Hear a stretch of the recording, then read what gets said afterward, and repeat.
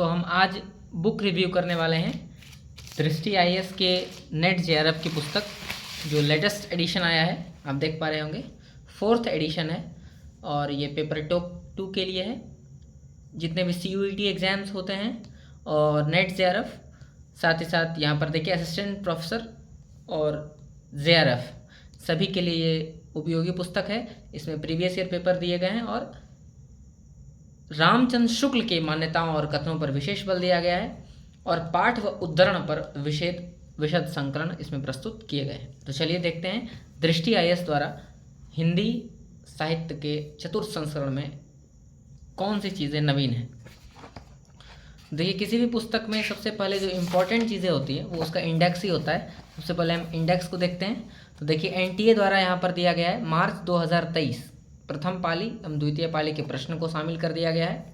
और फिर खंड 1 है हिंदी भाषा एवं साहित्य, और इकाइयों में फिर वर्गीकृत करके इकाई 1 हिंदी भाषा और उसका विकास है। फिर आप जानते हैं यूनिट 2 में क्या है, हिंदी साहित्य का इतिहास और गद्य विधाएं। आप देख पा रहे होंगे साहित्य इतिहास लेखन की परंपरा से आगे बढ़ते हुए आदिकाल भक्तिकाल, और फिर यहाँ पर रीतिकाल आधुनिक काल से ये इंडेक्स है आधुनिक गद्य खंड। फिर हिंदी गद्य के विकास में उपन्यास, कहानी, नाटक सबको शामिल किया गया है। और फिर यहाँ निबंध, आलोचना, अन्य गद्य विधाएं, विविध, जिसमें हिंदी में प्रथम विश्व हिंदी सम्मेलन, पुरस्कार रचना, मतलब जो भी चीज़ें विविध हैं हिंदी में और इम्पोर्टेंट है, परीक्षा उपयोगी है, वो शामिल किया गया। फिर इकाई 3 जो है साहित्य शास्त्र से संबंधित है, इसमें भारतीय काव्यशास्त्र और पाश्चात्य काव्यशास्त्र शामिल किया गया है। और फिर है वैचारिक पृष्ठभूमि, जिसमें लोहिया दर्शन, अम्बेडकर दर्शन, गांधी दर्शन, स्त्री विमर्श, दलित विमर्श, अल्पसंख्यक विमर्श आदि को शामिल किया गया है। और 701 कुल पृष्ठ हैं, इसके 4 यूनिट में दिए गए हैं। और फिर 5वें यूनिट से जो है टेक्स्ट में कविता, उपन्यास, कहानी, नाटक, निबंध और अन्य गद्य विधाएं, और 251, तो लगभग 950 पृष्ठ की ये पुस्तक आपके समक्ष है। और फिर आप देखें UGC नेट की परीक्षा 2023 प्रथम पाली, और इसमें देखिए कि व्याख्या इसके नीचे नहीं दिया गया है, ये सिर्फ प्रश्न एक साथ संकलन किया गया है। और ये देखिए प्रश्न संकलन किया गया है और अंत में इसका आंसर की दिया गया है। देखिए यहाँ पे अंत में आंसर की शामिल किया गया है। ये देखिए किसी भी प्रकार की कोई व्याख्या सिर्फ इसमें नहीं दी गई है। अगर अंत में व्याख्या भी दिया होता तो और भी बेहतर होता। चलिए खंड 1 से देखिए शुरू हो गया है हिंदी भाषा और साहित्य का इतिहास। तो इसमें देखिए अच्छी चीज़ें क्या है कि इंडेक्स का प्रयोग जगह जगह पे किया गया है। जो इंपॉर्टेंट चीज़ें हैं उनको हाईलाइट करके देखिए दिखाया गया है। पुरानी हिंदी, चंद्रधर शर्मा गुलेरी ने परवर्ती अपभ्रंश को पुरानी हिंदी कहा। तो देखिए हाईलाइटेड यहाँ पर फॉन्ट दिए गए ताकि आप आसानी से इसको देख सकें। फिर देखिए इंडेक्स का लगातार प्रयोग, और फिर हर अध्याय के अंत में जो प्रीवियस ईयर पेपर में MCQ आए हुए हैं उसको शामिल किया गया है। और आप इसको अभ्यास के लिए एक बार कर सकते हैं। मैं फिर कह रहा हूँ कि इसके एक्सप्लेनेशंस अंत में नहीं दिए गए, सिर्फ उत्तर कुंजी दी गई है सारे प्रश्नों के। तो प्रत्येक चैप्टर है और चैप्टर के बाद क्या है, प्रश्न उत्तर दिया गया है। तो हिंदी भाषा और उसके विकास से आप देख पा रहे होंगे लगभग 100 प्रश्न इसमें शामिल किए गए हैं।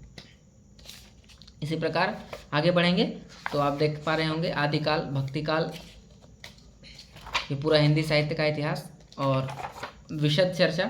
देखिए तुलसीदास की रचनाएं बड़े अच्छे तरीके से पूरे कॉलम को प्रदर्शित किया गया है।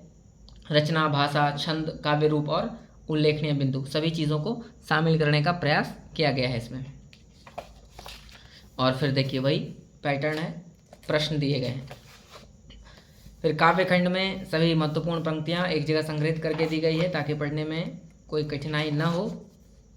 हम उपन्यास खंड में आ गए हैं और फिर उपन्यास के बाद ये देखिए कहानी, जो इम्पोर्टेंट कहानी है, महिला रचनाकार, फिर अलग अलग तरीके से इन्होंने सेगमेंट में डिवाइड कर दिया है। देखिए मैं आपको दिखाना चाह रहा हूँ, यहाँ देखिए स्वातंत्र्योत्तर अन्य कहानीकार हैं, फिर महिला कहानीकार हैं,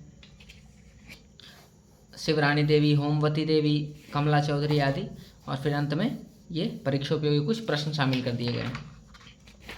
इसी प्रकार कहानी और नाटक को शामिल किया गया है। देखिए जगह जगह पर इंडेक्स बताया गया है। हिंदी के प्रमुख काव्य नाटक व गीति नाट्य, सारे गीति नाट्य को एक जगह दे दिया गया है ताकि आप आसानी से इसको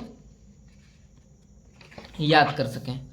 फिर अंत में प्रश्न और आलोचना खंड है ये, और फिर हिंदी पत्रकारिता, अलग से सेगमेंट बनाया गया है हिंदी पत्रकारिता को और अलग अलग भागों में बांटा गया है। जिसमें आपको दिखाऊं सरस्वती के बारे में, देख पा रहे होंगे आप, सरस्वती संपादक महावीर प्रसाद द्विवेदी, इसके बारे में विस्तार से दिया गया है। सबसे पहले बताया गया संपादक मंडल के बारे में, फिर सरस्वती पत्रिका और संपादक और उसका वर्ष। और आप जानते हैं 1903 से 1920 तक महावीर प्रसाद द्विवेदी ने कार्यभार संभाला सरस्वती का। ये पत्रकारिता था और ये विविध है, हिंदी में जो प्रथम है, ये सब शामिल किया गया है विविध में। देख पा रहे होंगे आप सभी जो ज्ञानपीठ पुरस्कार हैं, साहित्य अकादमी पुरस्कार हैं, व्यास सम्मान है, प्रमुख हिंदी साहित्यकार की रचनावली और संचयन, ये देखिए संपादक और रचनावली भी दिया गया है। मतलब इंडेक्स का भरपूर प्रयोग करता है ये पुस्तक। और फिर काव्यशास्त्र खंड में और लगभग उदाहरणों को शामिल किया गया है। फिर पाश्चात्य काव्यशास्त्र, वैचारिक पृष्ठभूमि। अब देखिए ये है खंड 2 टेक्स्ट। तो टेक्स्ट में क्या है कि आपको इम्पोर्टेंट पंक्तियां जो हैं ये बता दी गई है। और यहाँ देखिए ये सही है, इसमें क्या किया गया है कि पंक्ति ली गई है और उसके बाद शब्दार्थ, जो इसमें से कुछ कठिन शब्द हैं उसको भी शामिल कर दिया गया है ताकि पढ़ने में आसानी हो। अयोध्या सिंह उपाध्याय हरिऔध, काव्य भाषा, कविता प्रणाली, काव्यवृत्त, भाषा शैली, फिर कवितागत स्वारस्य। आगे देखिए हिंदी टेक्स्ट, जितने भी टेक्स्ट मतलब हैं वो कविता, उपन्यास, कहानी सभी को इसमें शामिल किया गया है। और देखिए कविता ऐसे ब्रह्म राक्षस है, पहले विषय वस्तु संक्षिप्त में बताया गया है, फिर शिल्प बताया गया है और इम्पोर्टेंट पंक्तियाँ कभी कभी पूछी जाती, कविता के बीच से कोई एक पंक्ति पूछा जाता है, ठीक है, तो ये बता दिया गया है। फिर अंधेरे में के बारे में बताया गया है कि ये चांद का मुँह टेढ़ा है, कविता में शामिल है। इस तरीके देखिए गोदान, ये उपन्यास खंड है, गोदान के ग्रामीण पात्र, फिर ग्रामीण पात्र के बारे में फिर देखिए सभी पात्रों के बारे में बताया गया है, गोबर, होरी और धनिया का बेटा, इस तरीके से सोना, रूपा, सभी के बारे में विस्तार से बताया गया है। मतलब अगर आपके पास एक नोट्स, संचित नोट्स ही हो गया, अगर आप उपन्यास पढ़ लेते हैं स्वयं से तो फिर आपको नोट्स बनाने की ज़रूरत नहीं है, आप यहाँ से पढ़ने के बाद इसको रिविज़न कर सकते हैं, तो बहुत ही रिवीजन के लिए उपयोगी है। क्योंकि टेक्स्ट प्रश्नों का स्तर इस प्रकार से हो रहा है कि टेक्स्ट खुद ही पढ़ना ही पड़ेगा। ये देखिए नाखून क्यों पढ़ते हैं, हजारी प्रसाद द्विवेदी। और उसके बाद देखिए ये बता दिया गया है, ललित निबंध है और कल्पलता में संकलित है और 20 निबंध टोटल इसमें है, सही बताया गया सारी चीज़ों को। फिर विषय वस्तु देख पा रहे होंगे, विषय वस्तु ये बताया गया है। और इस तरीके से अन्य विधाएं जिसमें कि आप जानते हैं डायरी, संस्मरण, यात्रा वृत्तांत को शामिल किया गया है। तो इस तरीके से ये पूरी की पूरी पुस्तक आप नेट जेआरएफ के तैयारी के लिए और अन्य विभिन्न हिंदी के परीक्षाओं के लिए इस पुस्तक को आप देख सकते हैं। ये काफ़ी लाभप्रद होगा। आप ज़रूर बताइए कि आप को ये बुक रिव्यू किस प्रकार से लगा, तो मैं ज़रूर आपके लिए और नई नई किताबों के रिव्यू पेश करूँगा। और कमेंट बॉक्स में आप लिखिए कि आपको किस बुक का रिव्यू चाहिए, तो मैं ज़रूर आपके लिए उस पुस्तक का रिव्यू मैं करके आपके समक्ष प्रस्तुत करूँगा। तो चलिए आज के लिए इतना ही, धन्यवाद।